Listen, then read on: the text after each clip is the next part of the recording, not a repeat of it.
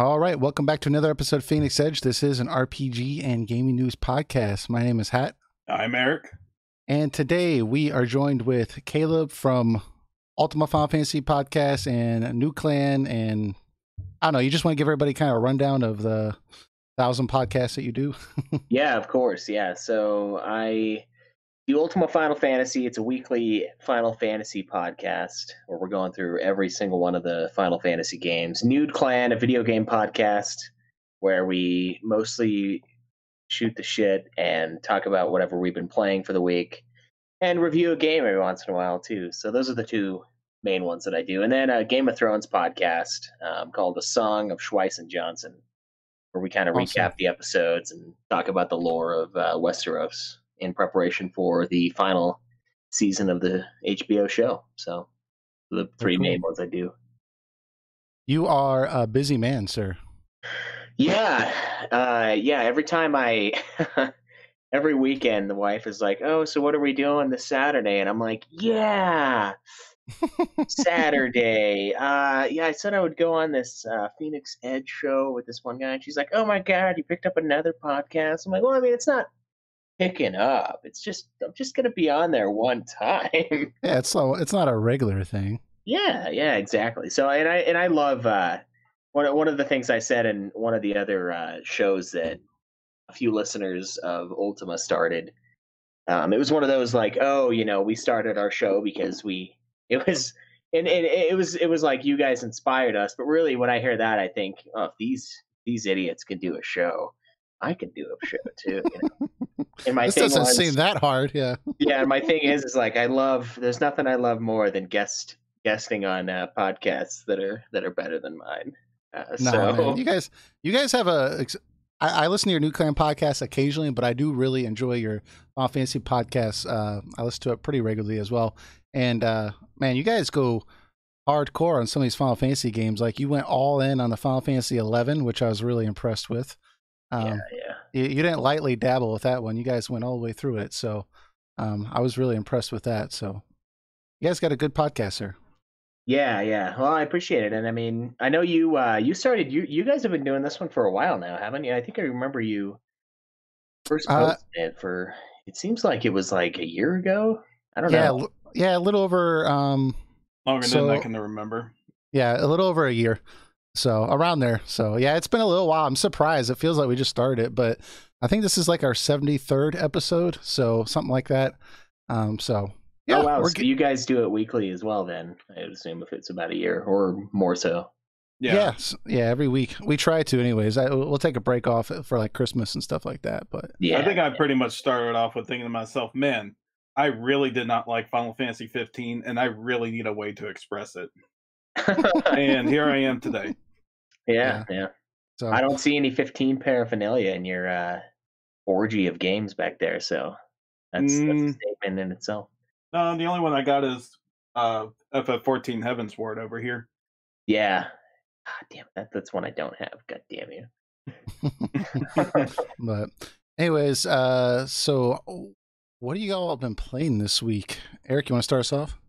I haven't been doing much. I did jump back into FF14 and start doing the Eureka content. Figured I'd just get that over with since they dumbed down all the content. I did buy myself a backlit GBA, but it ended up not being as advertised, and they actually made it a front load light GBA. So I had to return that, and I went to a more reliable place, and I'm going to get like a really nice backlight normal model GBA coming in sometime next week. So maybe that. But I have been playing Sword of Mana on my DS while I'm waiting for that, and that's a pretty good game. I wouldn't say it's spectacular or anything, but if you like Secret of Mana, it's a perfectly serviceable game that is technically a remake of the very first one. People may know it here as Final Fantasy Adventure or Adventure of Mana, but this isn't really like a remake as much as like a reimagining, because this is the first time I've gone through it, and I'm going through it right now, and I recognize the game in broad strokes, but besides that, there's like everything feels new, like even the layout and everything. And it's like, I feel like I'm just playing a whole new mana game over, and I'm having a pretty good time with it so far. If you're a mana fan, I'd say load it up on something and play it. This is like a remastered version, or this is a new game? Well, it's not really new because it's for the GBA, but sure. Oh, just because you got the updated version of, yeah, okay, I got you. Yeah, I would say it's like a different game, but it has like I said, in broad strokes, the same story as Adventure of Mana, but it's just going through a whole different way of doing so. Gotcha. So if you play Adventure of Mana and Sword of Mana, it's going to feel like two different games. Gotcha. Okay. I don't know if I'm going to try it out. You haven't made it sound too appealing, but maybe. I've been pretty busy myself with games. I've been posting on our Discord. I got the PS Classic, but I've been modding it. And usually when people start talking about modding, I like actual systems. I don't do that because I imagine me like getting like a screwdriver and like pulling it apart and, you know, trying to put like a new chip into it or something. Like that's not me, man. I'm not going to do that. But this is like really easy. You just stick a USB drive into it, basically, install a program, and then you can play and put as many PlayStation games as you want onto the PS Classic. And I filled a 64 gigabyte USB drive up with PlayStation games. I don't know how many I have, but it's a lot, dude. And like I put a lot of games on there, and it's got like emulator options, so I can like upscale it a little bit. I mean, the PS Classic isn't as powerful as my computer, so it's not like, you know, I can put it like at the highest, you know, graphics setting, but it does look better than it did before, so that's a plus. But I've just been bouncing around between, you know, Final Fantasy IX, which I love that game, and then I've been doing a little bit of Suikoden. I've been playing a lot of games like I've never even played before. There's this one game called I don't even know if I'm saying it correctly, but I know it's pretty big.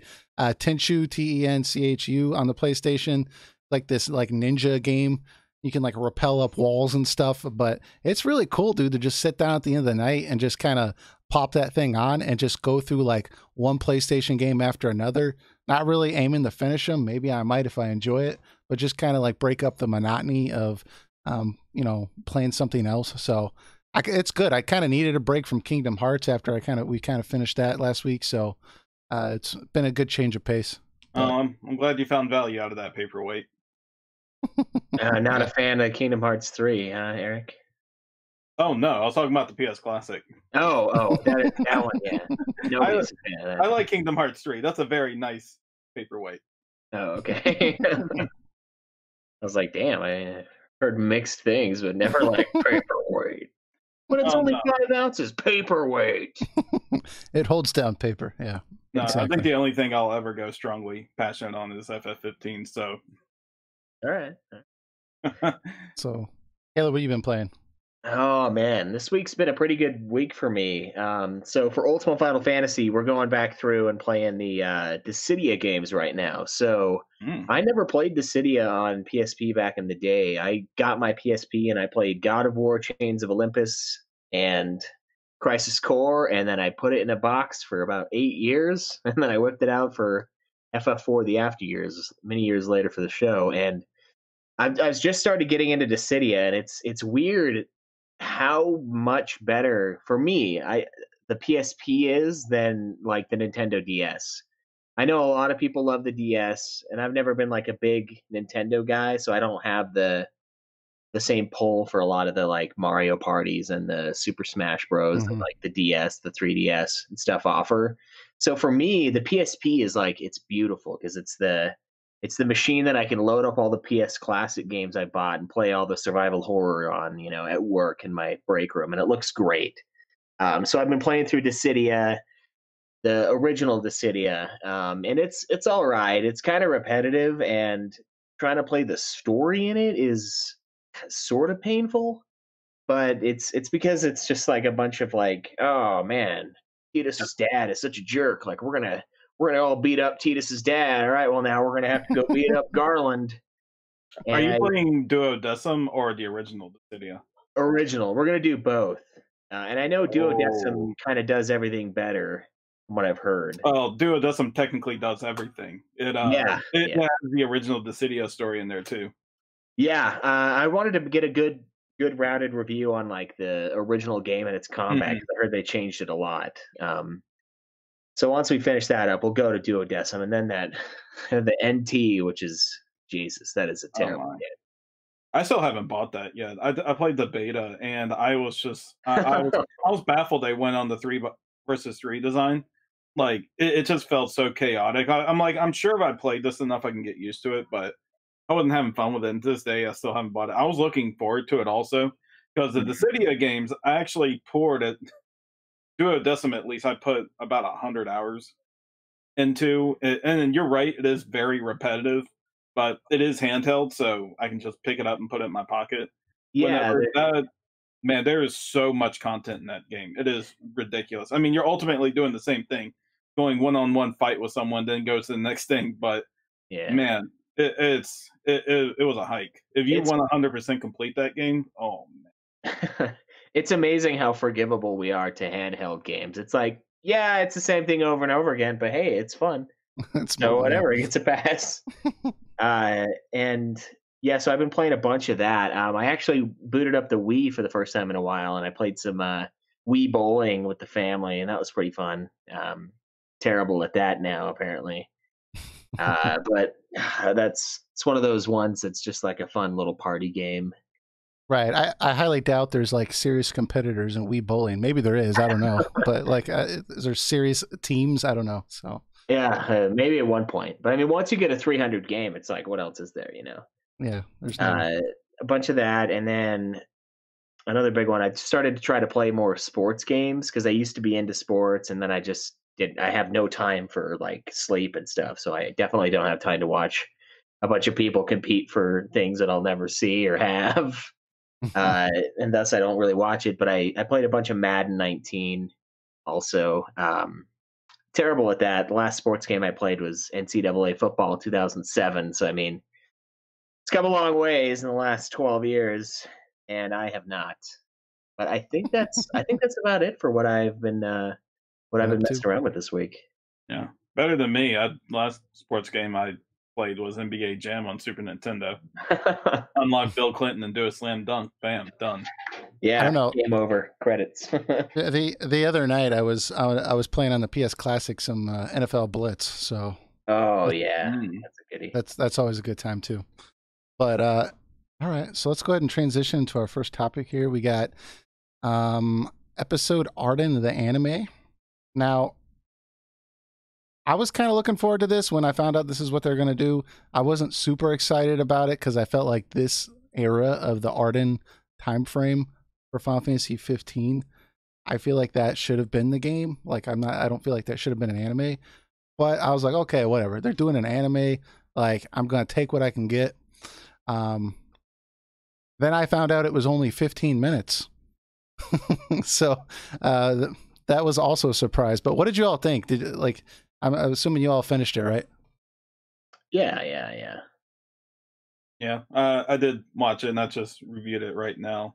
It's exactly what I expected it to be. It's like it's exactly how he explained it in the game. It's like I was a king once, and then like the other Kaleb came in and wrecked things for me and became the king, and now I'm angry. It's Yeah. it just showed a visual of it essentially.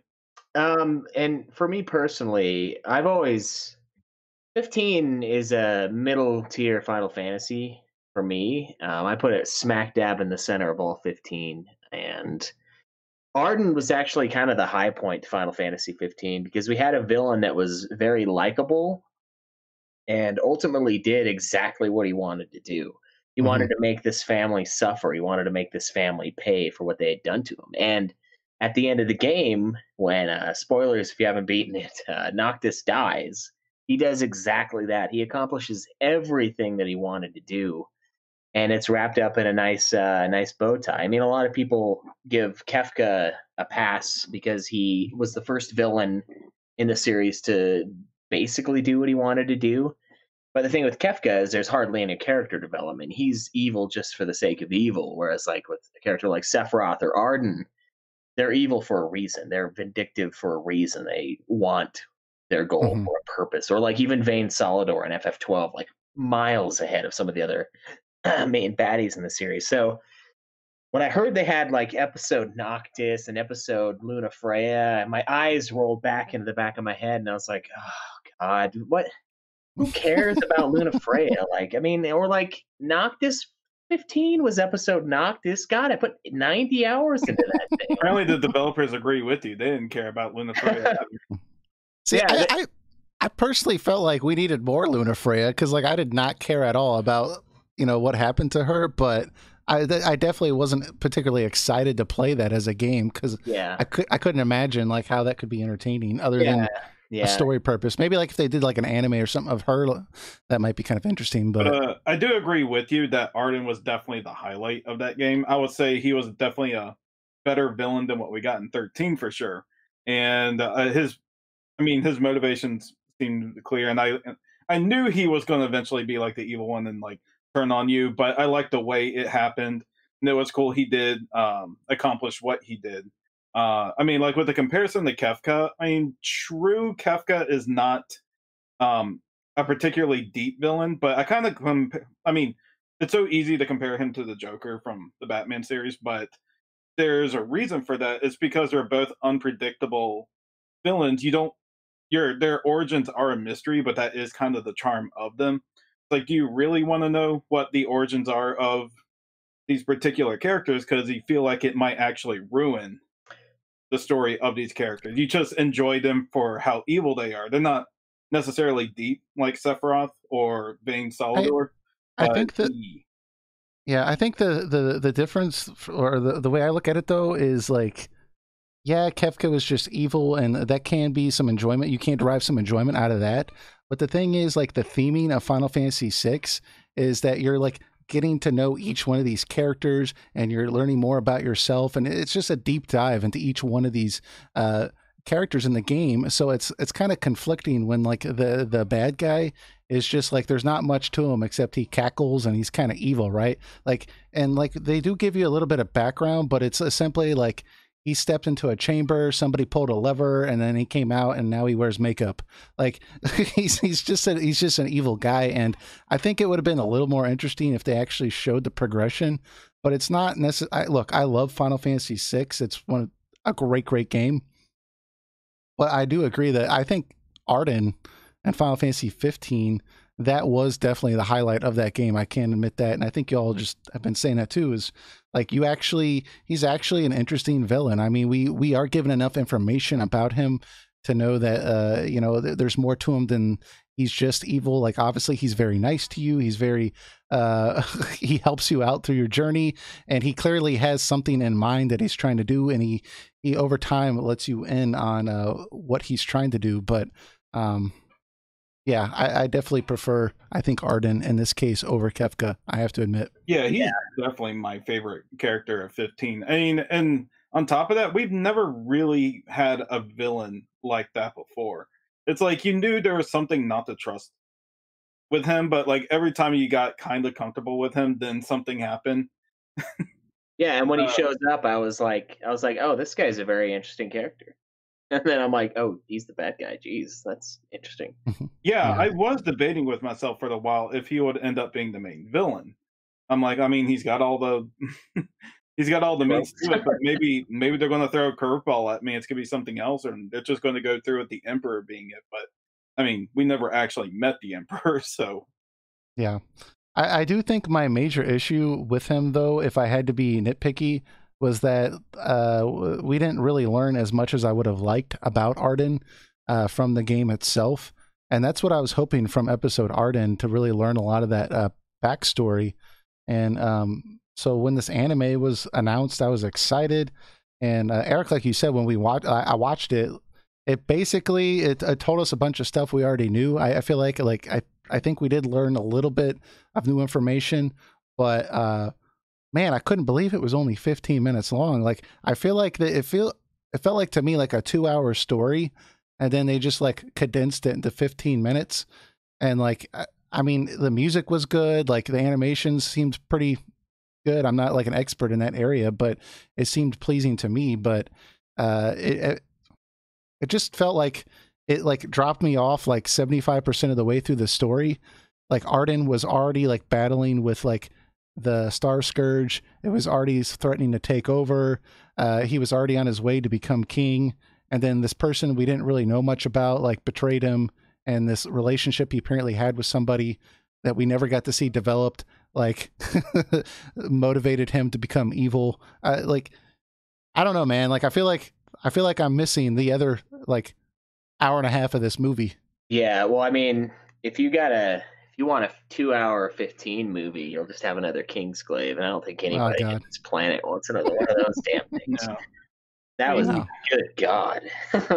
I kind of like the vagueness of it in some way, because you kind of debated with yourself before this came out. It's like, who was the bad guy in the scenario? Was it Ardyn, who was getting consumed by demons, and the now Kaleb had to, or Somnus Kaleb had to take him out? Or was it that like Ardyn was a completely good guy and he was justified in like his revenge, and like they took it from him without him doing anything wrong? But like now we have a definitive answer of that, and I don't know necessarily how I feel about it. I wish they kind of made it a little more the area type of thing, but no, it's straight black and white. It's like they just took him out.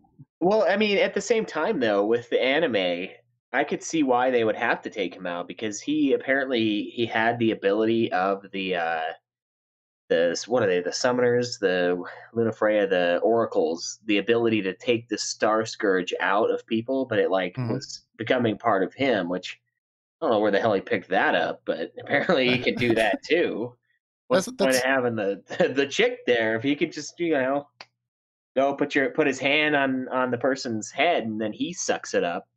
He's the Star Scourge sponge. So I think in a lot of ways this doesn't really even accomplish that, because at the end of it, he is clearly evil. And yeah, the king Kaleb sort of like tricks him into getting his kingdom and bringing him there to kill him and to finish him off. But it almost kind of ends in the same area that it 15 began, because it's still sort of ambiguous as to which one is the right path. I mean, sure, the one guy was a little more deceptive and like conspiracy heavy with his reign and like him sneak attacking Ardyn, but at the same time, Ardyn was sort of becoming a monster. He had these things inside of him. So, I mean, it had the risk, and I think Episode Ardyn has the risk of doing what the Solo Star Wars movie does, and it takes a character that's awesome because there's so much mystery shrouding him, and then it just pulls the curtain back, and we see the Wizard of Oz. We see the man behind the curtain, and it's no longer this interesting, like, rogue character of, like, oh, he's so cool because he's just so, like, suave, and no one knows about him, and he's mysterious, and now it's like, oh, yeah, just kidding. We know everything about dick. him. Yeah. Yeah, he's just an asshole. He's not interesting. He's just an asshole, And I feel like Episode Ardyn might do that for him.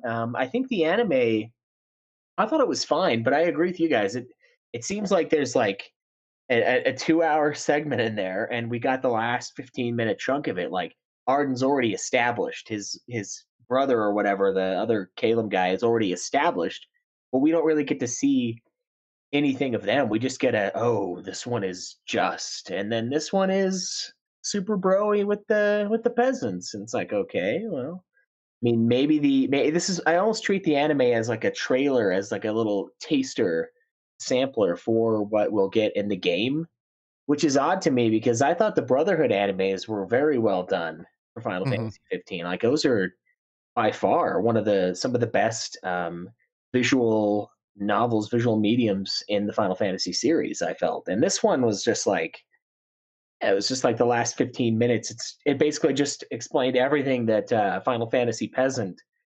theorized in his FF15 video. Like they must have got him to write the damn thing or something, Like, cut him a check.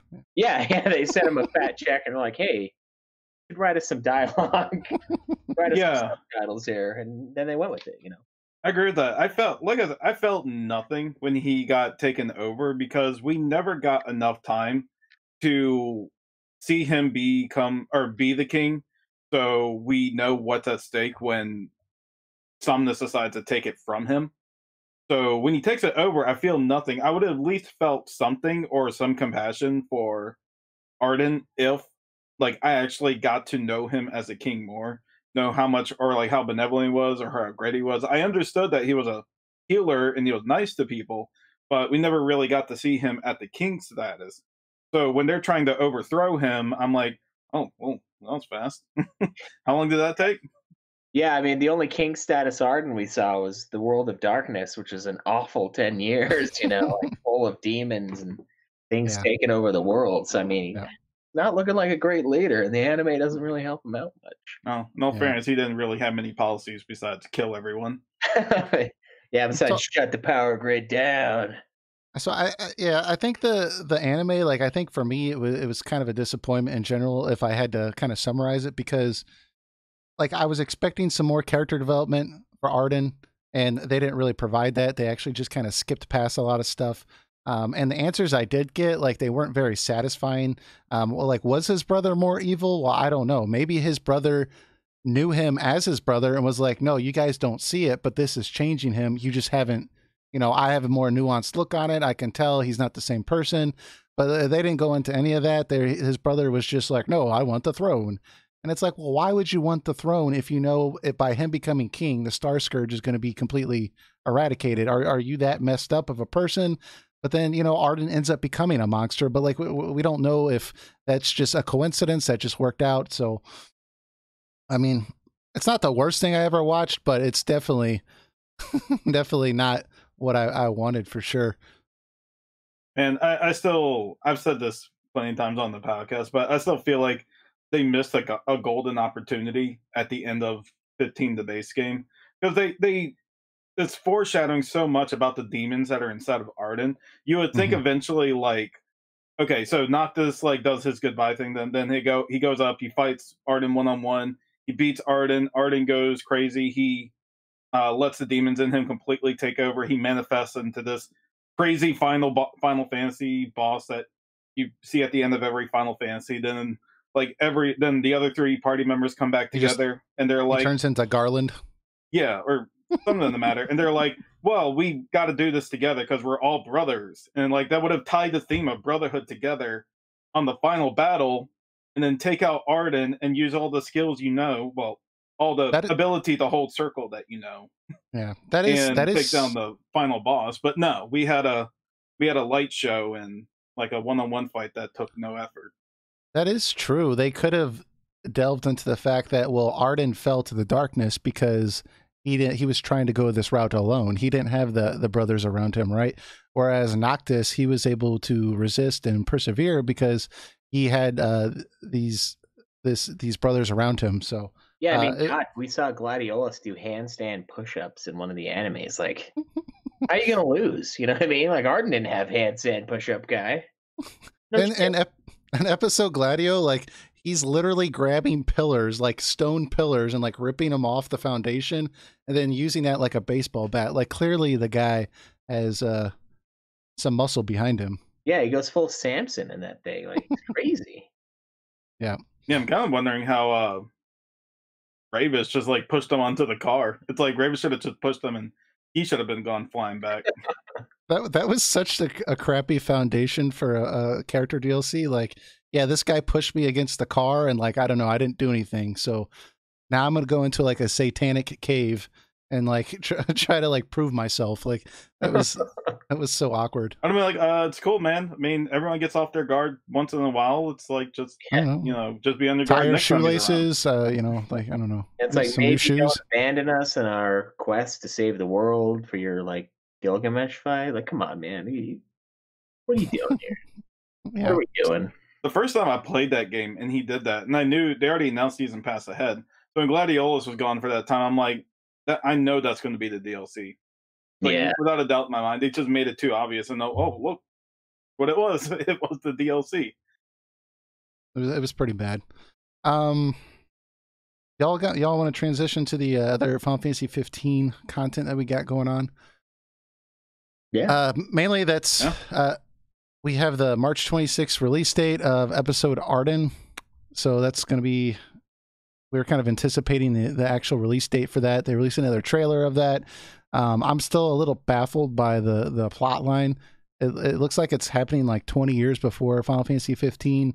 And I'm kind of shocked that King Regis doesn't remember any of this, given like half the trailer is him fighting Regis as a younger man. Like I'm surprised in Kingsglaive that Regis didn't recognize Ardyn for who he was. So that doesn't seem like it really jives too well with these different mediums. But I don't know. I'm gonna pick it up and give it a shot. But did you all check out the trailer at all? Yeah, the trailers after the anime. I saw that. I do question why, but we don't really have the context of why he fought Regis or what became of it, or because in Kingsglaive, if I remember correctly, he comes in and does his Chancellor like stuff, and Regis is like already not thrilled with him being there. I don't know if they're just going to make the excuse of he just didn't bring it up.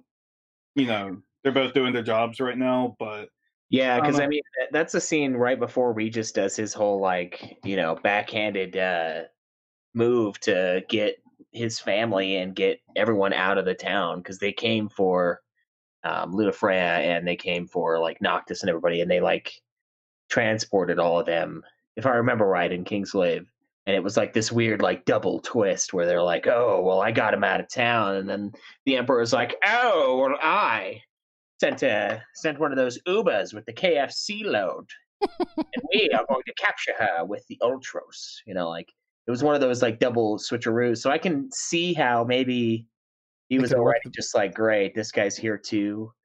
And I remember like a weird look on Regis's face. I don't know if they're gonna pass that off as like him being like, is that one guy? That one guy I fought with? And I mean, the weird thing is like Regis isn't really even that old. He's only like 40.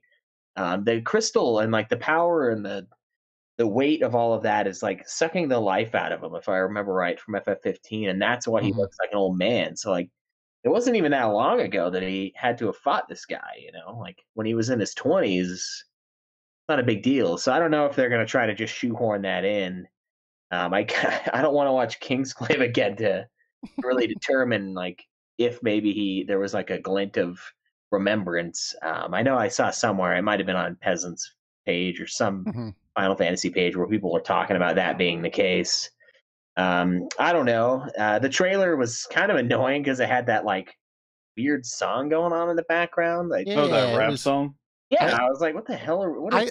I kept thinking like I had like another page in the background with like an advertisement going. Like I was like, this can't possibly be the song choice. Like, where the hell is it? Where's the ad? It's like my ad blocker's not working. God damn it. I guess they couldn't get Yoko Shimomura for the DLC, so they got some rap artists instead.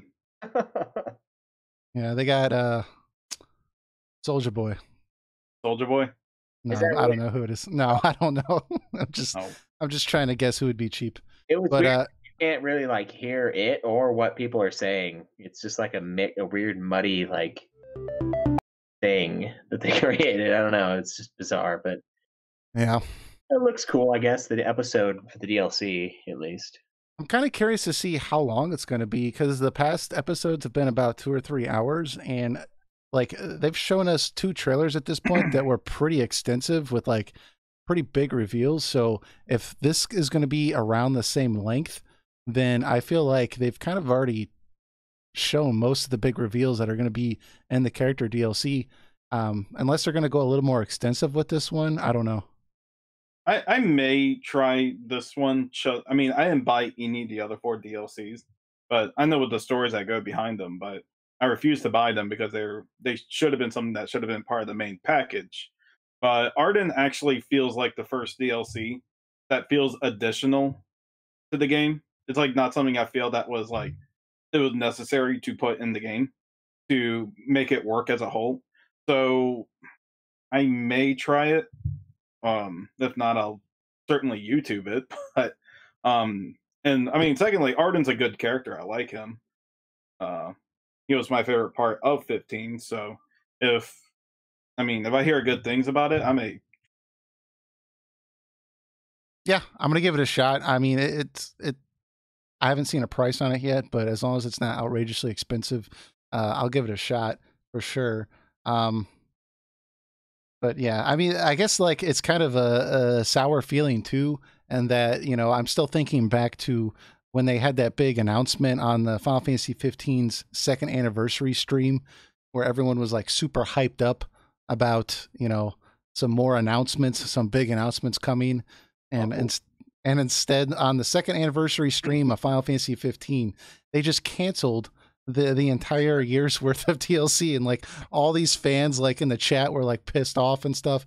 Like it's just Square is so out of touch that like I feel like at this point I realize I just can't expect much from whatever they're going to produce. So yeah, who seriously thought that was a good idea? Yeah, let's announce our cancellation on the day we're supposed to be starting the game. Oh, you want a big announcement? Oh, it's canceled. You didn't see this coming. At least Activision fired their 800 employees the day after they said their company was doing great. They're like, wait, are we fired? Oh, you already were. What a big announcement. Not a bonus. Yeah. It's like, really, this day? Come on. I can see why, though. I mean, the game, I feel like, I don't know if they're like, the game is massively successful. I mean, 15 sold a lot of copies, but we don't really know what the development cost was. And they had the movie that had a limited theatrical release, which was not something anyone really saw. I would have seen it in theater, but just because I'm I have the show, and I'll throw away money that I would otherwise guard covetously, but sure. I feel like there's probably a lot of blunders along the way, and I think we can kind of see that with the multiple crossover events. Like 2 years after the game comes out, they're doing all these weird events, and it's like that's the kind of stuff you should do when your game's new.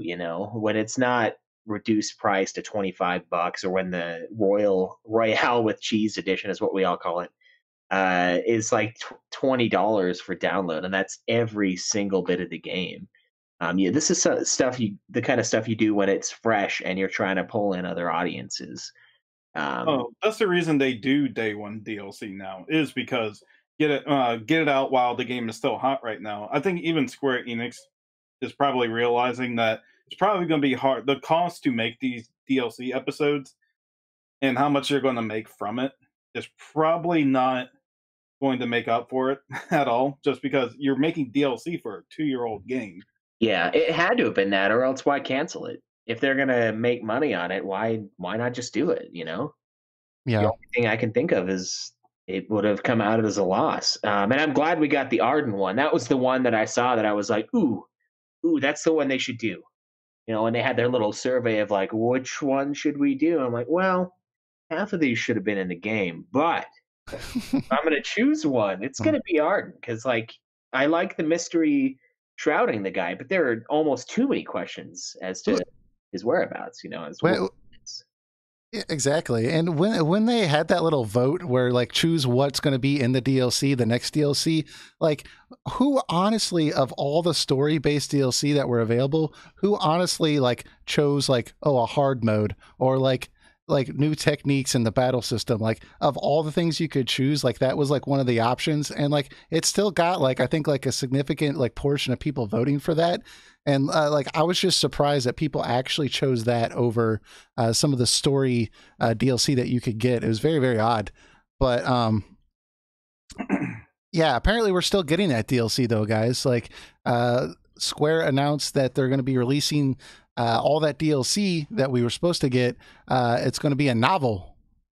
It's going to be called Final Fantasy 15. I think it's called a New Dawn.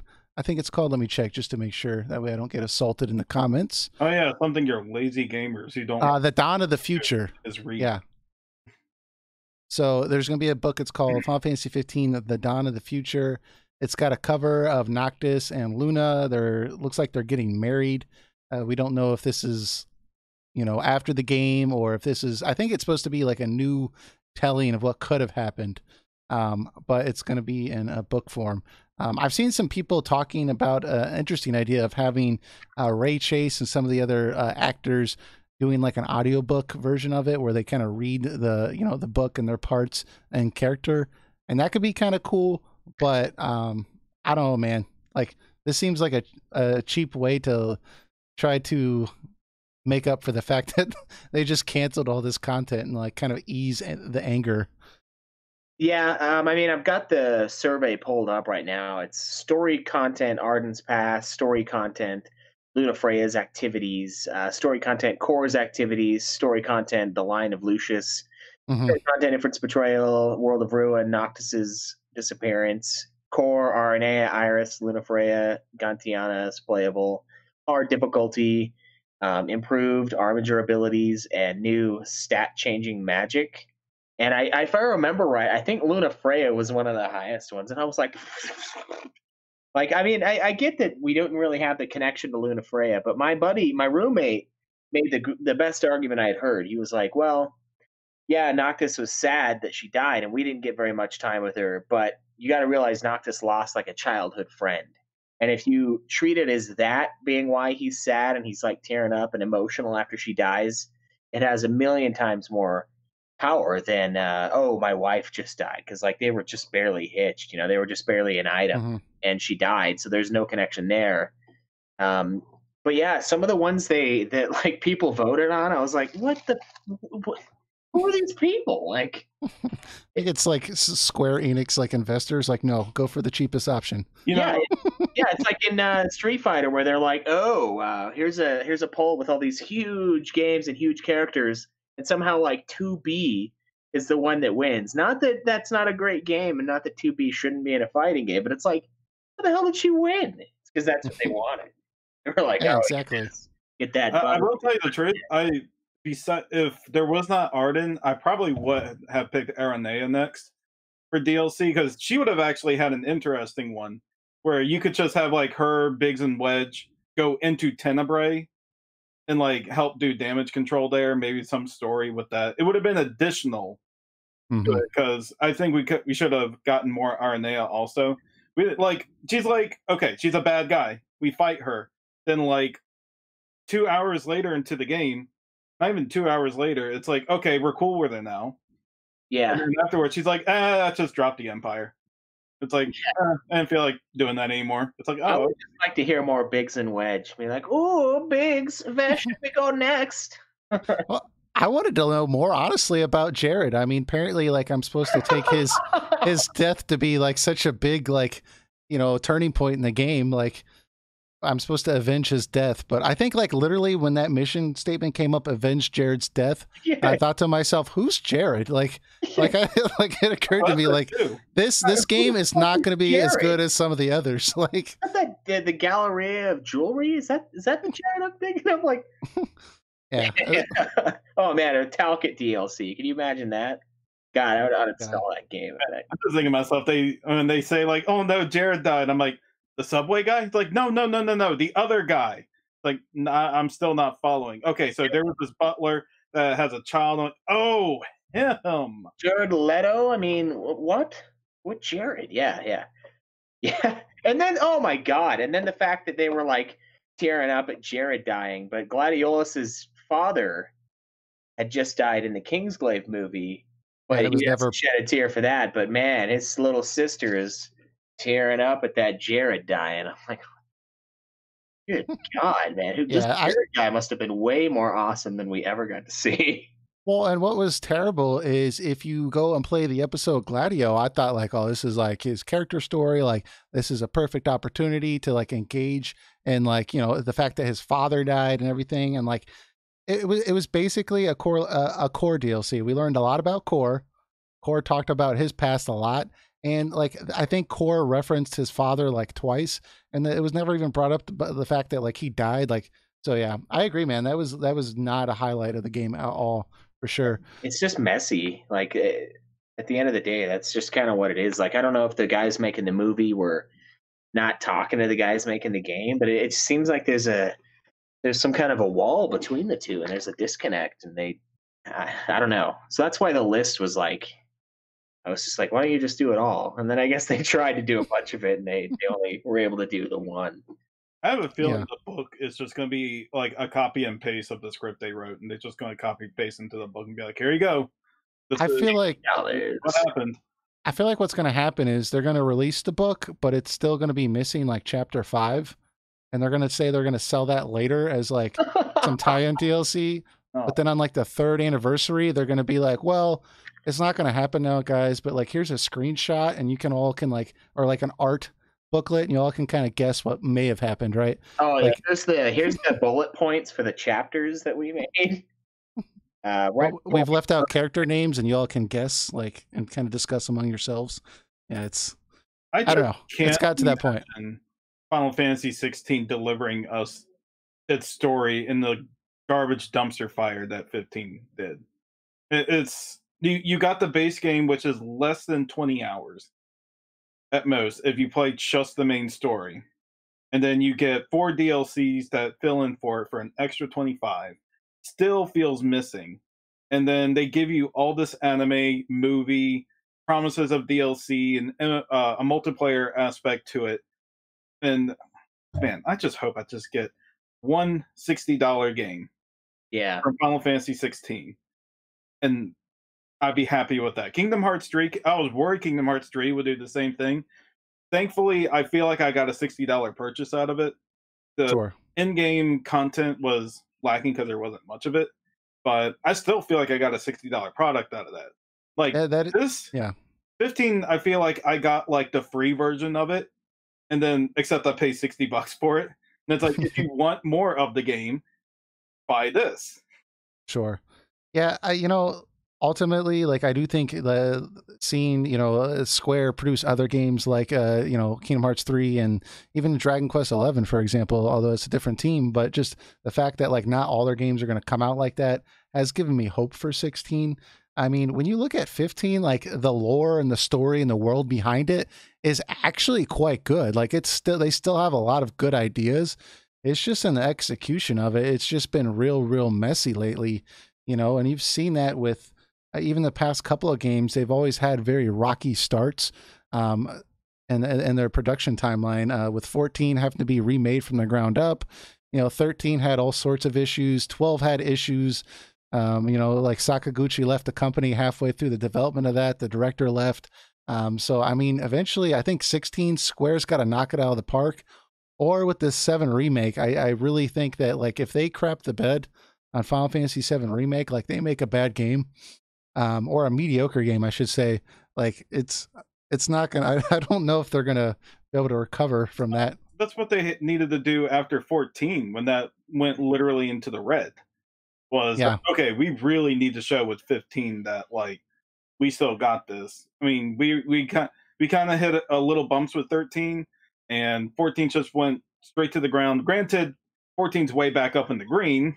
Yeah, Realm Reborn is definitely a different story. Yeah, for sure. Yeah, that's a success story, and it's an incredible one in itself. But then the 15 was supposed to be the proving one, but now how many times do we say to ourselves, this is going to be the Final Fantasy that proves it? Until we're like, okay, I'm done. I think they became so obsessed with the idea of creating a Final Fantasy, and this goes back to talks of remaking Final Fantasy VII from years ago, where they were like, we will remake Final Fantasy VII when we feel we've made a game that surpasses it in quality. And I think the huge rollout for Final Fantasy 15, all of the movies, all of the animes, all of the crazy amount of content that they put out, the hype, the trailers, all of it, and the big press event with the announcer guy announcing all of the stuff the game was going to have, that huge thing that had the September 30th release date on it. All of that was so that they can justify remaking FF7. Yeah. I mean, and I think that's totally why, because now we have an FF7 remake on the plate. It's because they've created something that's as big in scope, at least, as FF7. I mean, as much as I dislike Kingsglaive, I mean, it's not like Dirge of Cerberus has much content to really dig into either. So I mean, like, I think they really tried to push out enough content to say we have done that. Now we can justify remaking 7 because they've just wanted to remake 7 for so long. And I think they tried to do too many things, too many cooks in the kitchen at the same time, and it just didn't work out.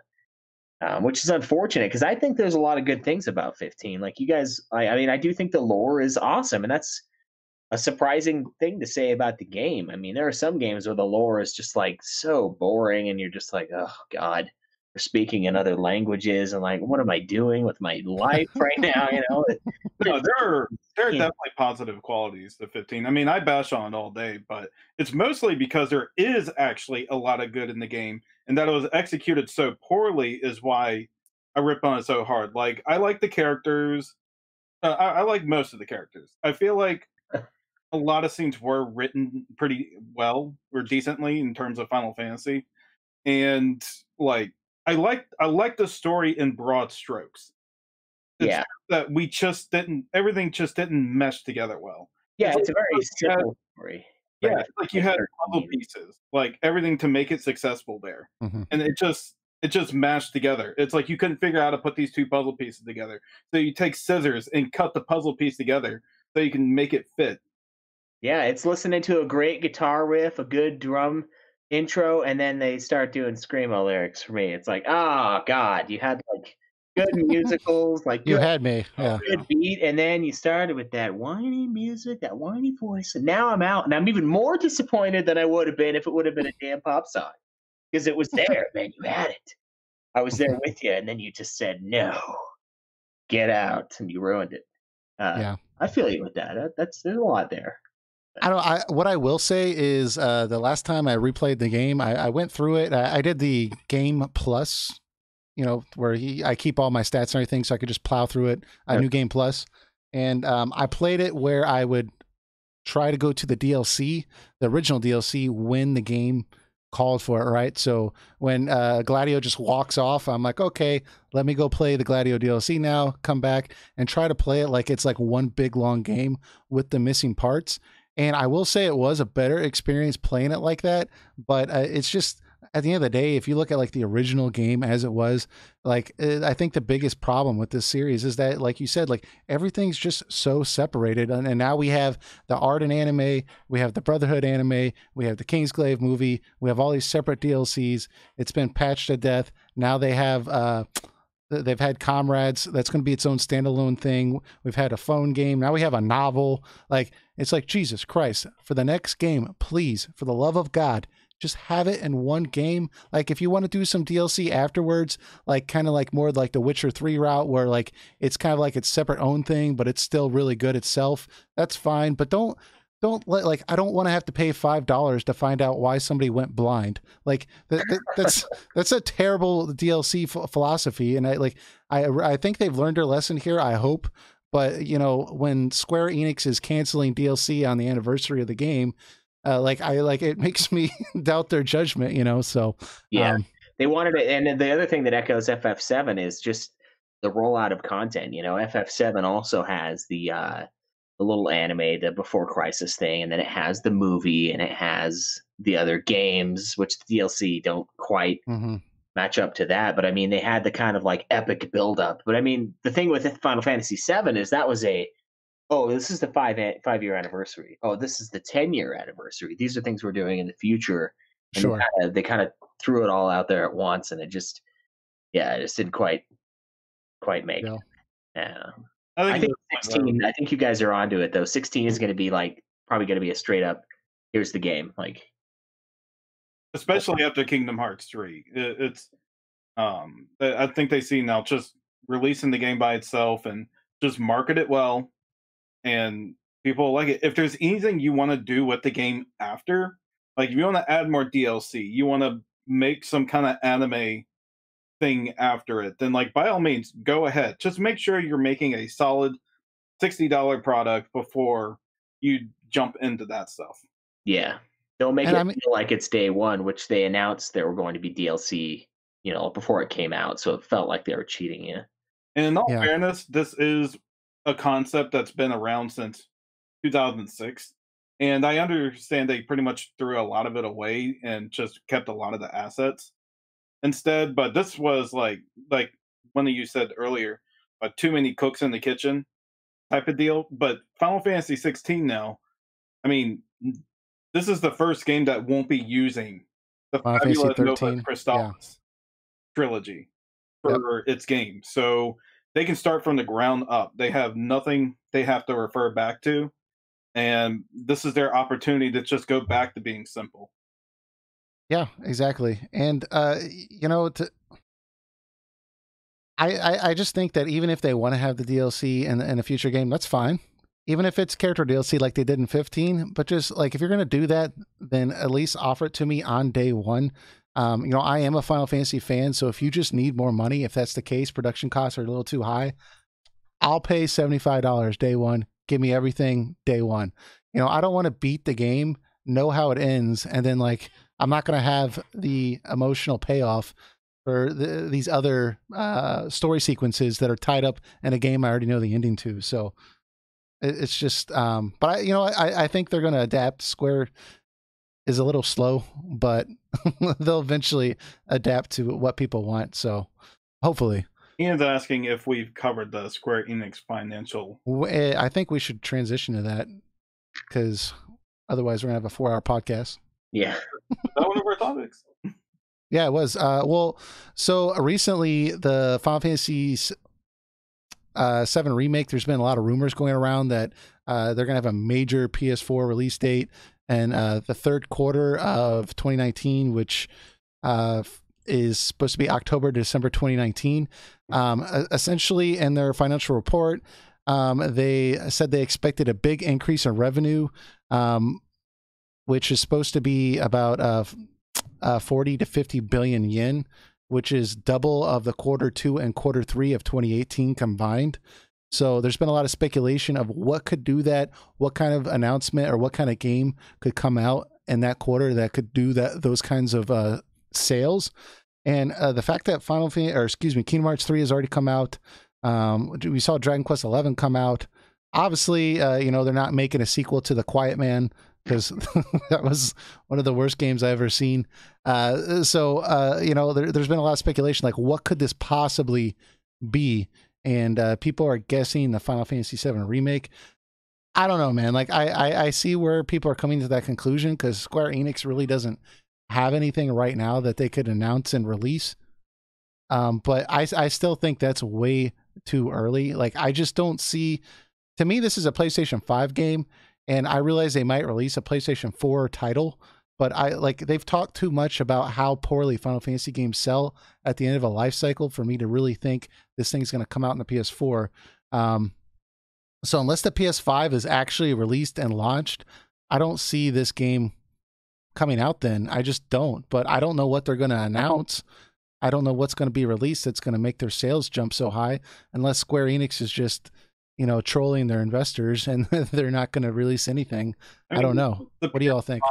There are rumors that the PS5 could be backwards compatible with everything before it, at least the PlayStation 4. Well, and I'm not saying that they won't release a PS4 edition. I'm just saying I don't think the game's going to come out unless there's a PS5 on the shelf. Yeah, well, and that's more just how behind you think FF7 Remake is, though, right? Because there have been a lot of, I think Square has fallen into this trap of just announcing things too damn early. It's just too early. In FF7's Remake, they announced that years ago now. I think it's been 2 years, hasn't it? 2 years plus. And I'm like, yeah, dude, I don't think it's coming out this year. I think that's crazy to think that FF7 Remake is coming out this year. I'd be surprised. I'd eat my socks if even part one of the episodic release came out this year.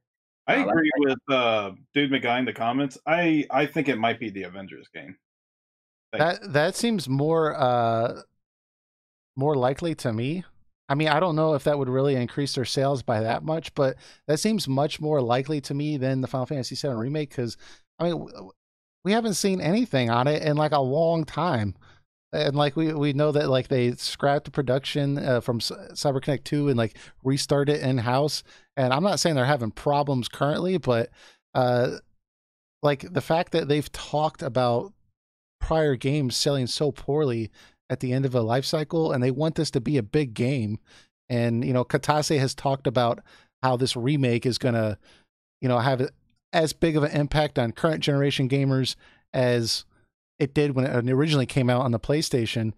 You're not going to have that impact if like 8 months later a PlayStation 5 comes out and, you know, like every game that comes out looks better than your PlayStation 4 game. I mean, they could remaster it, but then again, like it's not going to be the same as if it had just launched on a PlayStation 5 game console. So, I mean, I'm not. They might have a PlayStation 4 version. I mean, there's a PlayStation 3 version of Persona 5. There's a Wii U version of Breath of the Wild, right? Like, it's not unheard of for them to release, you know, kind of watered down versions of these games. I haven't played the Breath of the Wild version, so I don't know about that on the Wii U, but it's just an example. So I just, unless the PlayStation 5 is out, I just don't see this happening. I see it working two ways. All right, let's assume that it's still in the episodic format that they said it was.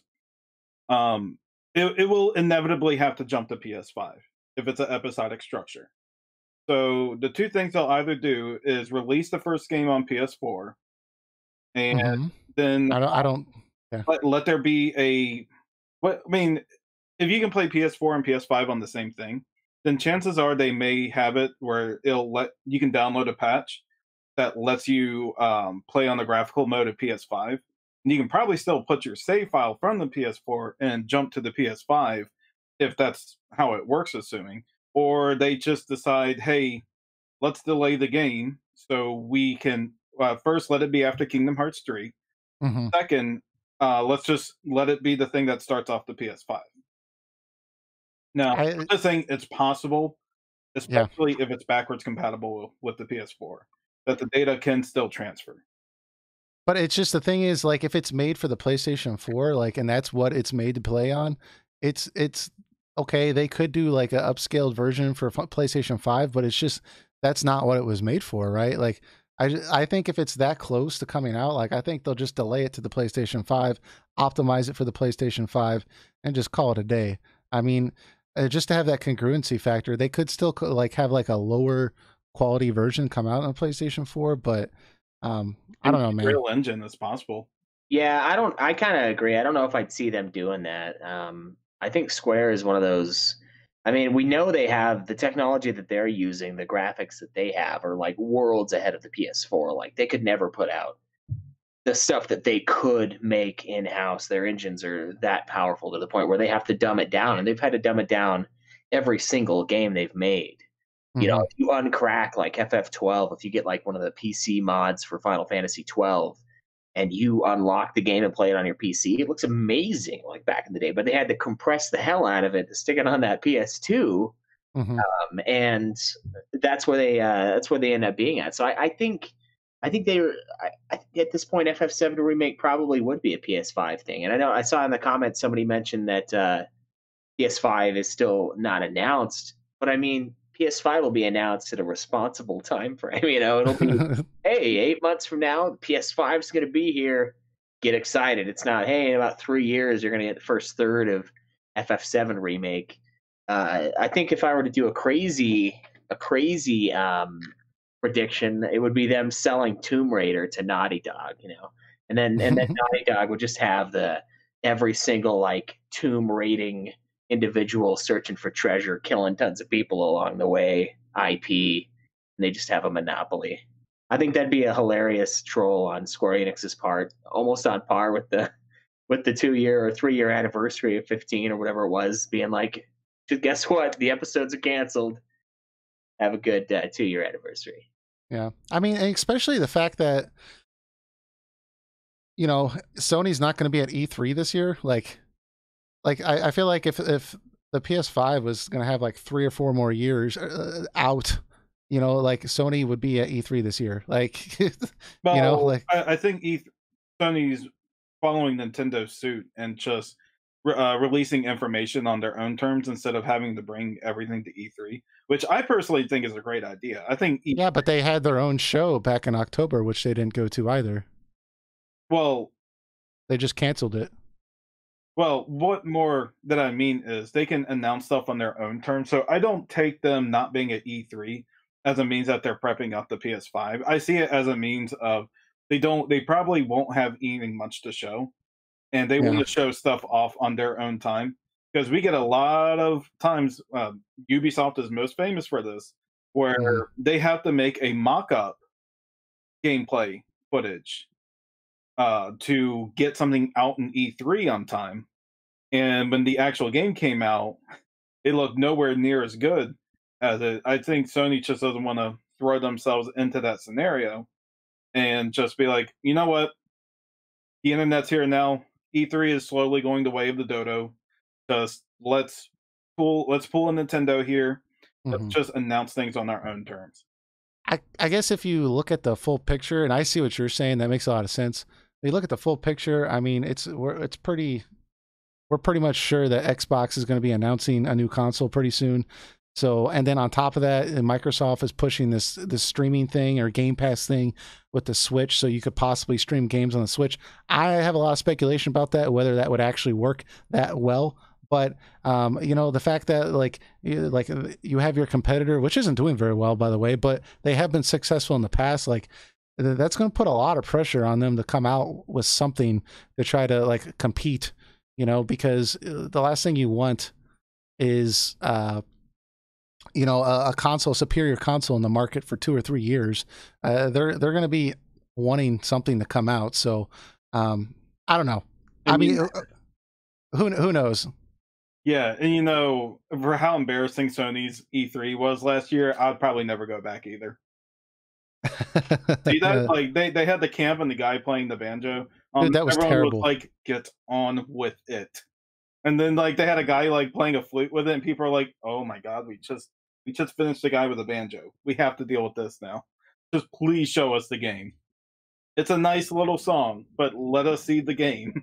Yeah, it's one thing if it's God of War and it's an epic, like, full orchestra and it's like, yes, God of War, but that already came out, so that's another reason why I kind of feel like the PS4 is almost near its latter days in a lot of ways, Hmm. because it's these big games that we've been waiting on. They're starting to come out. I mean, we have Death Stranding, Last of Us Part Two, Ghosts of Tsushima. Those are big ones that are coming out, but they almost, to me, they kind of feel like the swan song titles, like the Final Fantasy 13s, or I guess that's not a good one. Like God of War, not Ghost of Sparta, Ascension.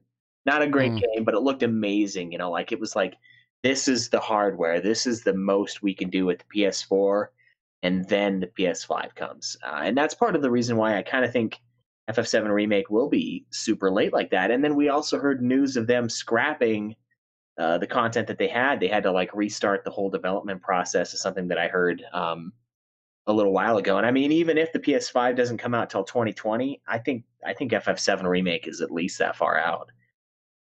Even for the first third, it seems like they just announced it far too early, and now we're sitting by the wayside. I think that's the big reason why they didn't bring anything to E3 this time around, was because they knew that they announced it too early, and they know they don't have a whole lot to really build on that, and they don't want to get that hype train rolling too soon, because as we all know, I mean, once that train starts, there ain't no getting off, right? It's Yeah. really hard to guess how FF7 is going to come out or when it's going to come out, because for the most part, we still have no idea how it's structured. We know it's an action combat or like an action RPG type Right. game, but we don't know how the world works. We don't know how we interact with things as characters. Like, is it like a Final Fantasy 12 like game? Is it like an Uncharted game where we just go to certain areas and like in a straightforward fashion, or sort of like a movie? We have no idea how it works yet. If they come out and say FF7 is a giant seamless world of what you remember, it's like, my god, that would take forever to make. Or it's like a super linear one. It's so hard to get a idea of when the game will probably come out, just because they have not given us like any information about this game at all. Yeah, and the thing is, what we have seen from the game, they said they scrapped basically. I'm sure they didn't scrap everything, right? But apparently, like it was so bad to where Nomura and Gatase, they didn't want what was currently in development. They didn't like it. They said, no, we can do better. So that just implies that they're going back and redoing a lot of this stuff. And I hope like that means it's going to be a better game. But I mean, I don't see this game coming out in 2019. That's what I'm trying to say. Yeah. I mean, it's possible, but it's possible. I mean, we've even seen Nomura kind of backtrack a little bit about the idea of it being episodic. I mean, I saw an interview where he didn't necessarily say it wasn't going to be episodic, but he was like, well, you know, because somebody asked him like how many episodes, and he was like, well, we were thinking like several, but we've kind of had to like rethink about that a little bit. So, you know, I'll get back to you or something like that. Like he didn't really answer, but it made it seem like, well, maybe it's a little more speculative. Maybe it won't be what they were originally thinking. Maybe it'll be something different. So you're exactly right. We have no idea. We might see a trailer this summer, maybe, of the game or sometime this year, and it might just be completely different from what we saw in the past because, you know, they've redone a lot of that stuff. So I think it's got like a new vision. That's what I'm trying to get at. So we really don't know. And that's what makes me think it's not coming out this year. Because we have no idea. Yeah. I mean, the episodic thing was even when Cyber Connect was still making it. So for all we know, they may have been like, "Oh, people reacted negatively to the episodic structure. So let's just make it all one game. See if we can make it work." I think they probably are still doing the episodic structure. I don't think so too. Yeah. I don't think it's going to be like Telltale games where it's like they're just like cutting you off at a certain point. I think what they're going to do is like make 3 fulfilling games, like sort of like Xenosaga. Like you have like 3 full games, but they are ultimately connected to each other. Yeah, I think I've seen it referenced to more like the Lightning trilogy, Final Fantasy 13 trilogy, where like those are 3 complete games. It's at least that's what Katase referred it to. I don't think he meant like it's going to be in that style, but definitely something along that route for sure.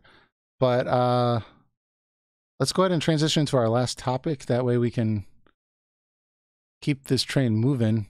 Kaleb, are you still with us? Yeah, I'm here. Okay. I noticed your video went away, so I just wanted to make sure everything was still good. So we thought for our last topic, since you are the Final Fantasy guru here on the show, we thought we'd talk about our 3 favorite Final Fantasies. Obviously, we don't want to run for the next 2 hours, but we can go through it on a reasonable amount of time. So where would you rank your 3 favorite Final Fantasies? Oh man, this is a tough one because I have my list of Final Fantasy games that I think are the best, and then I also have my favorites. And for me, it's one of those things where like Jurassic Park is probably my favorite movie that I've ever watched because I've watched it so many times, like hundreds of times. You know, it's a great movie. Yeah, as a little kid, every day I'd get up, my grandpa would be there, I'd watch it with him, you know, and it was just Jurassic Park, and then I'd go do whatever else. Not the best movie ever made. Well, how about this? Then the top 3 Final Fantasies that you personally find are the best, where you get the most enjoyment out of. Yeah, that's where it's the difference between favorite and best. And I think my favorite one is probably Final Fantasy XII. And it's not because it has a great story. It's because it has a solid 120 hours of content in it, and the hunts are all well done. The gameplay is super fun. Yeah, you can get the gambits to do this and that and the other, but like it has a loot system. It has a super in-depth bestiary with more and stuff for the world. And it just has so much to do. There's just a ton of stuff in Final Fantasy XII, and I love playing it. Yeah, FF12 is a fantastic game. I love that game from start to end. It definitely has pacing issues in its story, and you can tell where a new director came in, but I still think they were able to make a solid enough product out of it. Sure. At the end of the day. And like you said, the side content in the game was pretty fantastic. and that Yeah. that was pretty enjoyable to beat all that content. Yeah, like I know. Yeah, exactly. Like Final Fantasy 12. Like I'm very fond of Final Fantasy 12. I loved it when it came out. Back when it wasn't cool to like Final Fantasy 12 and everybody was trashing it. That tide quickly turned once 13 came out, and they were like, Jesus Christ, what were we talking about? 12's amazing. Yeah. But I mean, it's hard for me to like place 12 in my ranking because, like, as much as I love Final Fantasy 12, and like, I mean, I really like that game. I own every way I can play it. I've played it several times. I played it on the hard mode with the most recent release, and I enjoyed the crap out of that. Didn't really like the main Zodiac Age because I felt like it was a little too easy. I felt like they dumbed it down a little bit, but that's just me. But love that game. But it's hard for me to like place it above other ones just because like I know it does have so many issues with like the story just feeling rushed towards the end and stuff and not feeling like as satisfying as it could. But man, there's something about that game. Like I just really like that game. So it's definitely up there for me. Yeah, and if you played OG 12 and we're like, it's all right, I think Zodiac Age is a great version to play too. I mean, it's one of the complaints that I had about 12 was every character at the end basically becomes the same character. I mean, they have different stats and they're like more proficient in certain areas, but you all have 999 MP, max health, and you all do a ton of damage, and you got your big old two-handed swords, you know. But Zodiac Age really limits that, and it kind of makes it more of almost a choose your own adventure style FF12, and I enjoyed it a lot for that. I do think the normal like non-hard mode of the game, I do think because of the two jobs, you have access to like way too many HP upgrades. Because I noticed I had like 4,000 HP, whereas in the original game I only had like 1,800 HP in certain areas. Yeah, so that's awesome. All right. Well, the problem with the two job system is it went back to the original problem of 12 was that you could put everything on 3 characters and just play them through the whole game. Now, when they came out with the first international version, which was only 1 job, they actually balanced it out because you have 1 job, that you assign a role to every character, which makes them all useful in a way. Like you can put green magic. Sorry. Yeah, you put the green magic on Fran, and like you can have her put her in cast protect and stuff, and then switch her back out, put other characters in, set the gambits up. I mean, it fully utilizes the characters. When you go to Zodiac Age, where you have 2 jobs, it goes back to the same problem because you can put double the amount on a character, and you can ignore the other 3 characters again. Yeah, that's true. I mean, it doesn't work if you're doing super bosses though, and they one shot you. Then you got to have those bonus characters alive. Yeah, that's true. The one super boss at the end, you really need 6 characters. Then things get real. They do real fast too. Yeah. So I mean, but I do think if you play that game with I hate saying the hard mode because it makes me look like only the hard mode's good, but like the hard mode in that version is really like a happy medium because you get the updated visuals, you get like the new like updated soundtrack, but you know the removal of experience system, so you're not leveling up. You have to rely completely on what you can get from the license grid. It makes it a lot funner for me. So yeah, then the jobs really matter. You really have to decide like, all right, what do I want this person to do? You know, am I gonna you're like this guy? I could get that HP upgrade, but I really need this sword, like, you know, or this armor set. Like you're not completely relying on just the stats to carry you. So it's that version's a lot of fun. I think that's a really good idea to add. I will say this also about Final Fantasy 12. I still think it has the best writing in the Final Fantasy series. Oh, easily, yeah. The best writing. Like Matsuno with like Final Fantasy Tactics and Tactics Ogre in this game, the writing always feels top notch to me. I'm always invested. And the translation is amazing too. I can't remember the guy's name who translated it. I think it was like Alexander O'Keefe or something like that. I don't know. Alexander something. But he did that. He did the dialogue for Tactics 12 and also Vagrant Story, I think. Vagrant Story, yeah. And man, the amazing thing about this game, like with 15, this is one of the things that pisses me off. Like a lot of the FF games, every character they just have like rando, you know, they have random accents, and like there's an Australian guy in Final Fantasy Chocobo Dungeon, you know. Yeah. I'm like, why is this guy Australian? Why is he the only Australian on the why is Ignis? Where's Ignis's accent coming from? Yeah, like, what? like with FF12, like they did like regions that had certain styles. They had like dialects, dialects, and like it's so deep and it's so good. And that's another reason why that one's just amazing. Yeah. And it's not better than it is, to be honest. Like it's like the fourth best one to me, but it's easily the favorite. Yeah, I really, really enjoy it. And I think the biggest criticism I hear all the time is people didn't like Vaughn.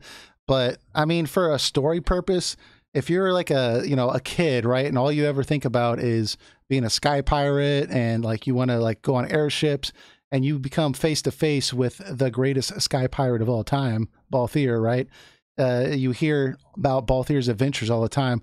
Why would you not follow that guy? So it made perfect sense to me, but I could understand from a development standpoint not putting him as the main character. I think that was kind of dumb, but for a story purpose, I understand why he's there. Penelo, I have no idea why she's there other than to tag along with Vaughn. But Vaughn and Penelo themselves are good characters.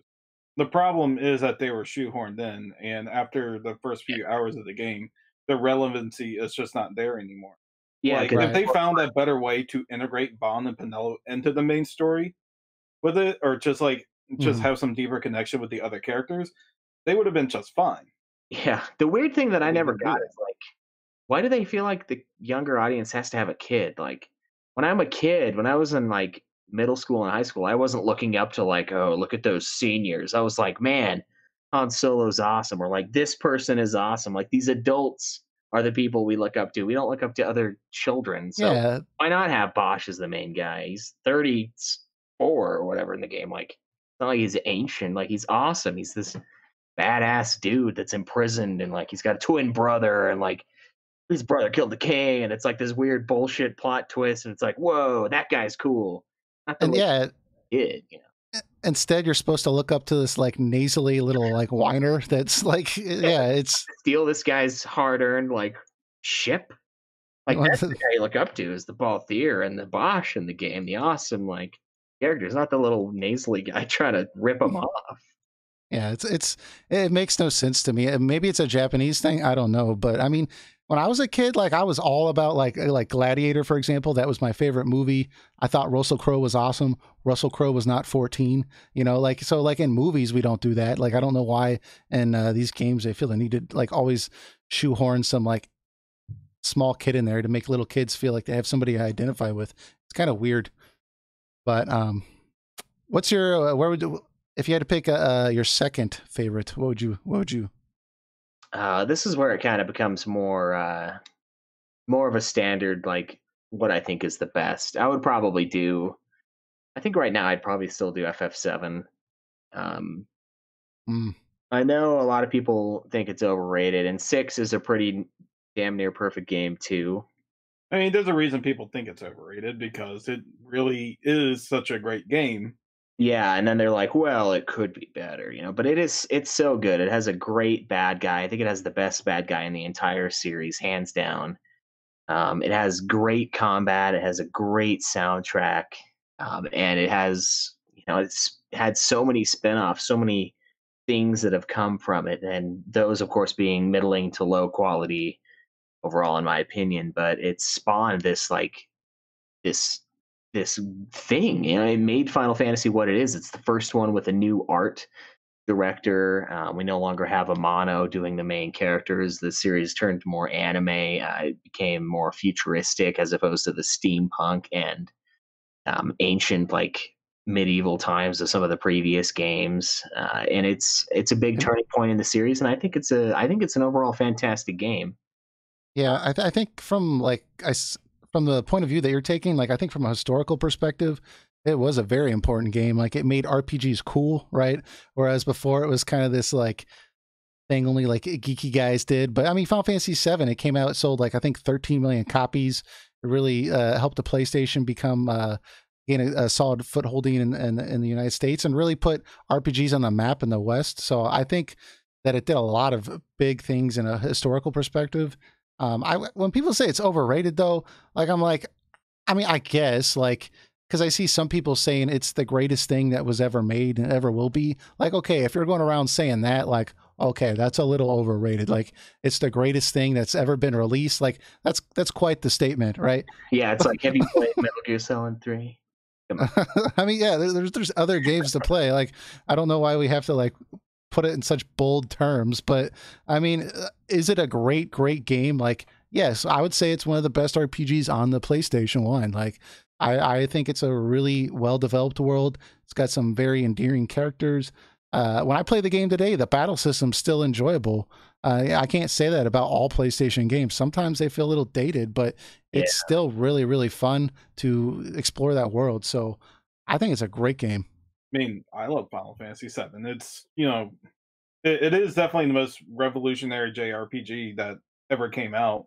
Like, it's the first one to use like a cinematic type storytelling and stuff like that. I mean, back when I was a kid when it first came out, it was amazing to see those kind of graphics. I mean, today they're not, I guess you could say they're not impressive compared to other things, but I mean, even then the art style and like how they designed the backgrounds and everything is just like, it's still rich looking today. Yeah, you know, this reminds me, I had this girlfriend, like this was a long time ago, and somehow I got her into playing Final Fantasy X, and she got really into it. Like she was hardcore into it. She beat it, and I was like, "Oh, you like Final Fantasy X? You should go play the other great one, Final Fantasy VII." And so we stuck this thing in the PlayStation 2, and we started playing it. And like I still had like nostalgia glasses on because I was like, these cutscenes are amazing. Like this is fantastic. And like I just remember her brother sitting there, and he was just like, this game looks like shit. And like like my heart just like sunk. I was like, all of a sudden, like I realized like this has not aged well. You're like, shut up, kid. It's great, okay? It's fantastic. The FF7 remake is coming out. It's just, you know, it's really hard to get the original product to appeal to a modern audience. Yeah. FF7 in particular, I personally like it just because it's history, but I understand like the blocky polygonal characters are not going to be appealing. You can take other Final Fantasies like once before it and give them like a little brush up, and like they can still appeal to audiences of today. But I've heard so many people were like born like late 90s and past 2000 who say I just can't get into Final Fantasy VII because it's too outdated looking. But they'll play Final Fantasy like 1 through 6 no problem. Yeah, there's a certain charm with the sprites that I think 7 kind of loses. And that's one of the big things with the art, with it going to Nomura instead of, you know, and with the technology. And they spent so much money on 7. And it's funny because 8 looks like a million times better. Or it's like realism in the characters. So I can see that. And it's weird because like, it's one of those things where I was like thinking about it. I was like, if FF13 was made with FF6 sprites, like would we think it's a better game? And I think the answer is yes. And it's another thing like a handheld. It's like we just forgive it more. We're like, well, sure, the first 20 hours was a sludge of just here's this, you know, Seath and Eth and, you know, Lassie, Falsy, CCC, all these random terms. Like, oh my god! Yeah. But it's a little chibi sprite. Like it's fine. Yeah, worst birthday ever. That line, that would have been endearing. That wouldn't have been. Yeah, it wouldn't have been. That would have been a memorable line for another reason. Yeah, and it goes back to the same thing with the sprites and like people being able to play some of those old ones. And yeah, I understand it. It's funny that you mentioned you had a girlfriend that loved 10 because I got my wife behind me here, and she always whines about FF10 because she was like, there's so many cutscenes and you can't skip them. It's like the only game she's ever played is Diablo 3, and like you could skip the hell out of that, and you don't need to know what's going on with Diablo 3. So I was like, I once believed that was the one that wanted to give to people, but I don't know now. Yeah, that reminds me. I did not know skipping the cutscenes in Final Fantasy games was a thing. Like I remember the first time I experienced this, I was at a friend of mine's apartment, and he was playing Final Fantasy X, and he used the time when the cutscenes would go to like as a bathroom break time or like a time to go in the kitchen and like make himself a sandwich. And like I remember like the first time I experienced this, I was just like standing there like looking at him like just baffled, like what do you mean? You just play this for the turn-based, like the battles? Like you don't know what's going on? Like why did you buy this? And like I was just so shocked that people play it like that. But some people, you know, that's what they get out of it. So I totally get it. Why the job fiesta, the 4-job fiesta is so big in FF5 is like nobody cares about FF5's story really. I mean, as a final moment with Galoof and it's a great sacrifice, but it's about that gameplay, you know. Oh, man, for sure. 5. I love that game because it's so fun and charming, and the story is so simple. And that's the charm. It's a real hard hitter, like with him sacrificing. Like it's like, wow, that's good. Yeah, and everyone's like, oh, Aerith's death is just so meaningful, and like that she's the first character to ever completely die off, and then like half the cast of Final Fantasy IV and Galef and 5 were like, hello. like, oh, I see how it is. Yeah. So, what do you have for your third favorite? I know we're getting kind of low on the list for you with the way you've been expressing it. So, what would you put at number 3? Man, number 3. This is kind of tough. I mean, as far as favorites go, I loved playing Final Fantasy Tactics and the Tactics Advance and Tactics Advance 2. Like those are really, really fun games. But I think I would probably put Final Fantasy VI next because that one's another really fun one to play and it has a really great story. And then after that, it's like a bunch of them, like 5, 10. I think 10 is better than 5, but I think 5 is really fun to play. Tactics is fun to play. Like there's a ton of them in there. I think 13. Well, you know what? Maybe even Lightning Returns. I know that one's got one of the worst stories of all time, and it looks like garbage. But like its gameplay is probably my favorite gameplay in the whole series. As far as like how the game plays. Now the story is so bad that it drops it down a couple on my favorites, but I would put that one kind of up there. So I think the third one's almost like a wild card spot. Yeah, it's however you're feeling that day type of scenario. Wait, what's that? It's just how you're feeling. Yeah, and like Lightning Returns, it's such a bad.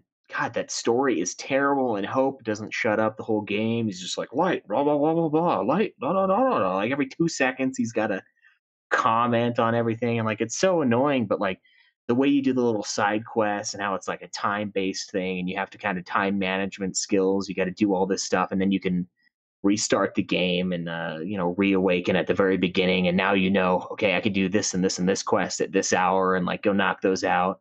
And then finally go into the final boss and just like annihilate the guy, like get the ultimate weapon. Like it's so fun. But like so is FF5 doing all the different jobs, and so is FF Tactics finding all the different jobs, getting like dual wield, and you get Orlando's sword and then like save the queen as well, and you're just like, no one can stop me now. It's just so many good things in the rest of the series where I don't even know if I could pick one for. I feel the same way with Final Fantasy X too. Like the story itself is not good. Yeah, like terrible. The ideas of it are okay, but the execution was flawed. But man, that battle system, that is the saving grace of that game. It is the battle system. That game is so ridiculously good. I feel like it's a crime it didn't make it to a mainline Final Fantasy. Yeah. I still think that's one of the worst ones, but. It is a pretty fun battle system, and like being able to change the dress spheres, like that was really the catalyst that led to Final Fantasy 13 and that like spur of the moment, like, oh, we're about to get hit by something huge. We got to change to the Sentinel class to survive it. That was really the first beginnings of what that was. So that one is kind of revolutionary in its own way for a whole spinoff series of games. Yeah, and I think that's kind of really like the thing you can at least most of the time expect from. These Final Fantasy games is okay if they miss the mark on the story. At the very least, most of the time the game plays pretty enjoyable in one aspect or another. I mean, even you brought up 13. I mean, granted, I didn't like the first half of the game, not being able to like switch the characters really, or like that, like they're like basically guiding me down a specific place in the Crystarium. But like once the battle system opened up and they let me do what I want, it was a pretty good battle system if you really put some time into it. They just had to stop holding your hand. So yeah, and stop smothering you with their boring story. And now that one about cutscenes, that's woo, that's like every 10 minutes you get just bust my head through the wall cutscene. Yeah, right, every you get a statement and then a ding ding ding ding ding ding. You're like, okay, time to exit the building. Yeah. Just finished making the tutorial to this game. So how many hours into the game did we do this tutorial? 25 hours? Huh. Well. Are you ready for the end boss? No. Yeah. So, you know, it's got issues, but yeah. So we got Final Fantasy 12, Final Fantasy 7, and then depends on the day, a variety of different games. I can get behind that. That's kind of how I feel. Like it's really, really hard to just kind of nail them down. Like I think for me, my top spot is Final Fantasy 9, but other than that, what comes second and third and so forth is just, who knows? It depends what I'm playing and what I feel like playing that day for sure. So I mean, mine's 9, then 6, then 4. 9's my favorite, and 4 was the very first Final Fantasy I ever played way back then when the Super Nintendo was a thing. So, I mean, that's what started my Final Fantasy career. Sure. Yeah. Game. So, I still have fond memories of it that way. If I had to do like a more critic side of me type of deal, my list would look a bit different, but those are the three I'm most fond of. Yeah, the great games, all of them. It's good ones. And I have a special little nod to 14 just because I love keeping up with the story of that game. It's amazing. I never miss. I always got to play that game the first day the new story content comes out. Yeah, I thought Stormblood was the strongest deals or the strongest expansion they've had to date as far as the story goes. I know a lot of people. It's 14 is an MMO and it's more about the gameplay, and not everyone's satisfied with what that brought. But as far as like providing me with a good story for an MMO, that was the first one that 14 did that was on par with FF11, because 11 has like great stories. In their expansions. I mean, FF11 is the ultimate pace breaker. It's like you get a great part of the story, then you have to torture yourself for. As someone who played Final Fantasy 11 every day from 2003 to 2010, you have to torture yourself to get these stories. Oh, and I played the light vanilla version of it for sure. It's so much easier now, and it's still torture at times. I'm handing this guy corn for 20 minutes to get like points in this town. I don't know. There's a lot of weird stuff, but yeah, there's literally content you had to wait till the next day. Like, yeah. Oh god, the Japanese midnight. Yeah. Yeah. That sounds awful. Yeah, that's one of those games that I'll see it like on sale, and I'm just like, oh, like maybe I'll just jump in, or like, and I'm like, I don't know. Like, I've heard good things, but I've also heard that it's like a, 100-hour commitment before it starts getting good. So I don't know. Yeah, you either have to fully commit to it, even with the trust system they have now. You can pretty much solo all the content. Yeah, but it's a monumental task to take on. Yeah, it's crazy. It's a lot. Yeah. You either go all in or you don't at all. Sure. I think that's a good spot to kind of close us out here. I think it was a pretty good Final Fantasy discussion. Kaleb, I appreciate you coming on the show. If anyone wants to check out your podcast, you want to send them to your website, or I guess they can look on iTunes for your podcasts. Yeah, anywhere you get your podcasts, it's Ultima Final Fantasy. That's the main one that I do, and it's probably more associated to what you guys are doing here at Phoenix Edge. I also do Nude Clan. It's a video game podcast where we rant about all sorts of stuff and then talk about some games. You can find us at ultimafinalfantasy.com. We've got some forums there. You can youtube.com/Ultima Final Fantasy. You can see what we look like couple of years ago when we updated the YouTube. And Twitter, I guess you could follow me at UFF Podcast. That's a good way to get a hold of me. But we've been doing it for years, trying to get through all of them, and it's an experience, man. There's a lot of different games out there, and a lot of games I would have probably never played, and almost every one of them has at least a few redeeming qualities. So it's been a good thing. And so, you said you're currently working on the Dissidia games right now, right? Yeah, we've got Dissidia, and then it's like a few one-offs. That's like Mystic Quest, World of Final Fantasy, Explorers, and there's one more in that, and then the Theater Rhythm. So we're at the very end of the podcast. We got like 5 years of backlog. So. Yeah, because I'm looking at, if you go to their website, you can actually see a list of the games that they have done. You can kind of look up those episodes, but you can also see which ones are coming up. And man, it's a trek till you get to the Chrono Trigger Xenogears route, but that's yeah. But that's gonna definitely be a high note for sure. So, but anyways, yep. Thanks again for coming on. Again, Ultima Final Fantasy, check them out. Subscribe to their podcast, and Nude Clan as well. Also a great podcast on just gaming in general.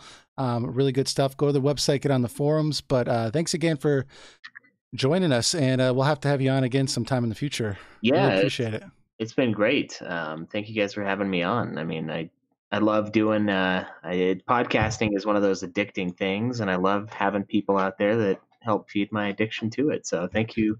Thank you very much. Yeah, thanks for coming on. All right, guys. That about wraps us up. Again, next week we'll be having another episode. Please let us know what you want us to talk about in the comments. We'll get to some of your other comments that you post in the Discord probably next week. And while you're subscribing to Ultima Final Fantasy, go ahead and subscribe to our audio version if that is something that you're not doing already. And that way you can listen to us in the car, or at the gym, or whatever the case may be. But other than that, we are out for this week, so we will check you all out next week. Take it easy, guys. Take care. See you.